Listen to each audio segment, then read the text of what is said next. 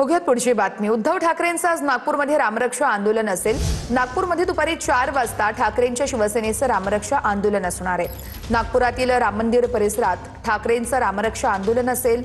राम मंदिरातल्या दानचौरी विरोधात ठाकरेंचं हे आंदोलन आहे।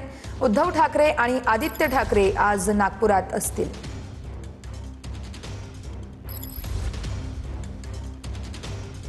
ही दोन दृश्य आपण बघत आहोत। उद्धव ठाकरे हे नागपूरसाठी मातोश्री निवासस्थानाहून रवाना झालेले आहेत, तर दुसरी दृश्य आहेत नागपूरमध्ये। नागपूरमध्ये ठाकरेंचं आज रामरक्षा आंदोलन आहे आणि त्याच अनुषंगाने तयारी केली जाते। ठिकठिकाणी कार्यकर्त्यांकडून बॅनरबाजी देखील करण्यात आलेली आहे।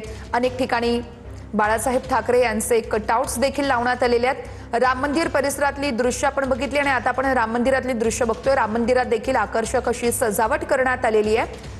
आज ठाकरेंचं रामरक्षा आंदोलन आणि त्याच अनुषंगाने ही तयारी।